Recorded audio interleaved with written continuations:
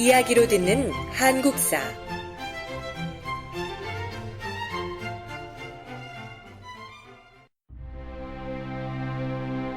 신라의 건국과 신화.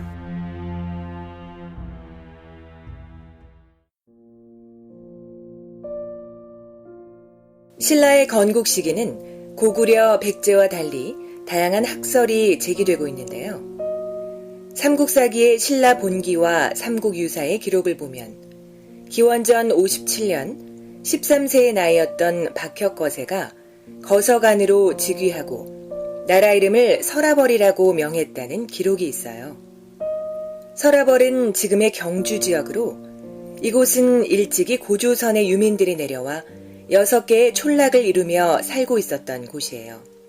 6개의 촌락은 알천의 양산촌, 돌산의 고허촌, 무산의 대수촌, 자산의 진지촌, 금산의 가리촌, 명활산의 고야촌이었죠. 이들은 곧 한반도 동남부에 위치한 진한의 육부였고, 육부의 촌장들은 서로 규합하여 나라를 세우고 왕을 추대하려 하고 있었어요.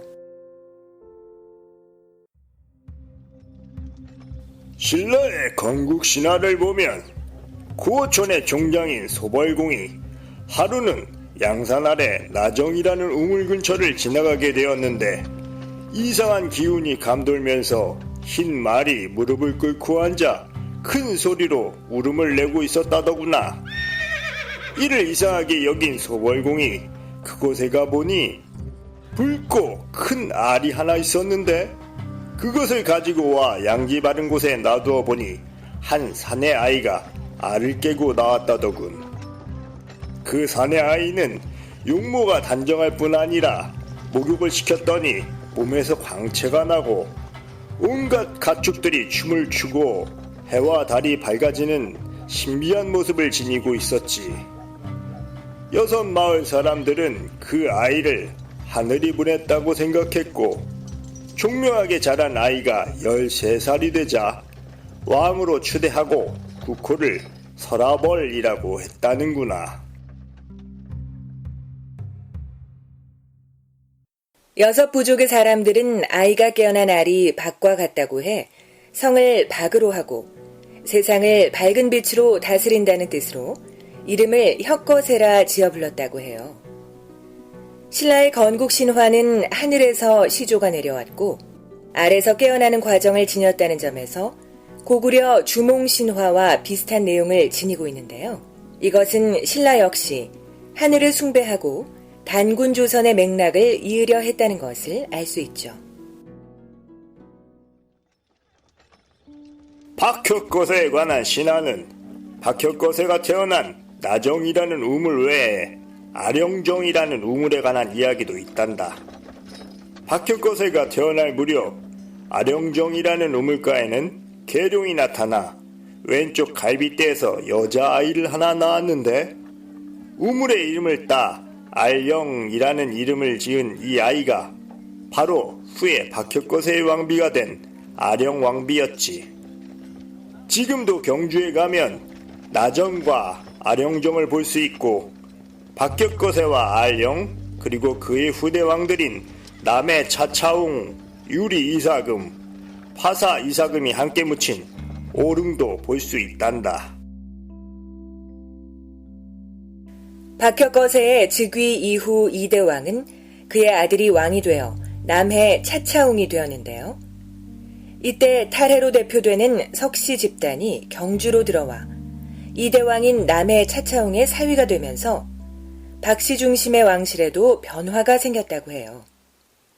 남해 차차웅이 죽고 그의 아들인 유리 이사금이 왕이 되었다가 다시 죽게 되자 남해 차차웅의 사위였던 석탈해가 박씨 가문을 밀어내고 신라의 4대 왕이 될 수 있었죠. 왕이 된 석탈해에 대해서도 설화가 있지.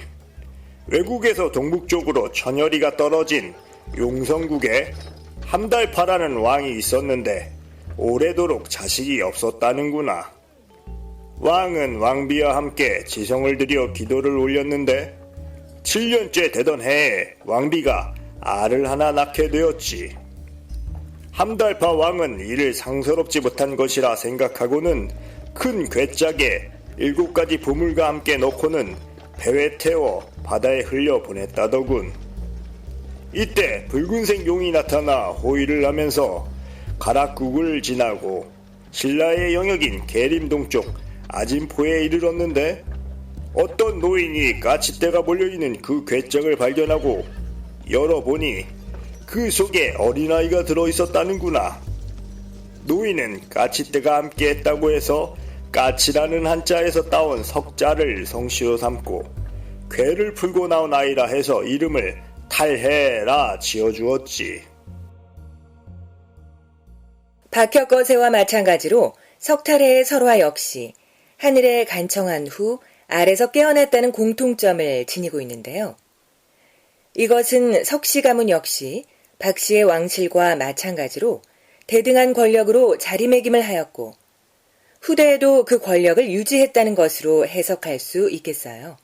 신라의 왕위는 그 후 박씨에 이어 석씨, 김씨가 교대로 승계하는 이사금 시대가 찾아왔죠. 신라의 또 다른 왕위 계승 가문인 김씨의 시조에 관한 이야기란다.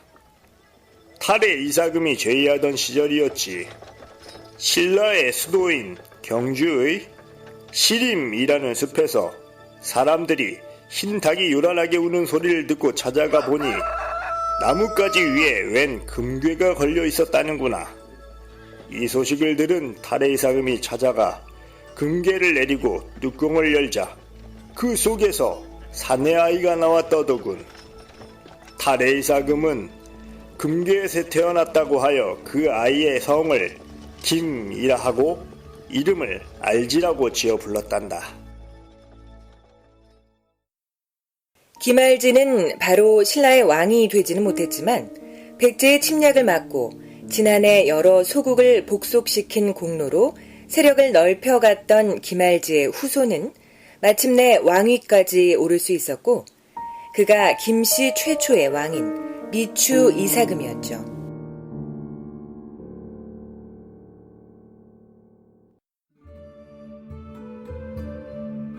신라의 다양한 신화들은 한반도에서 단군조선과 같은 정통성을 계승하고 있다는 점과 다양한 세력들과의 활발한 교류를 했었다는 점을 반영하고 있는데요.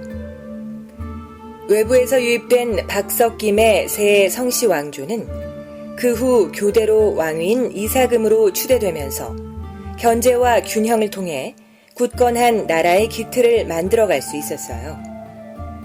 그 후 4세기 내물마립간, 즉 내무랑 시기에 와서는 낙동강 동쪽 이전의 진한 지역을 완전히 차지하고 중앙 집권적인 국가로 발전하기 시작했는데 이때부터 김씨 왕조만의 왕위 계승권이 확립된 것이었죠.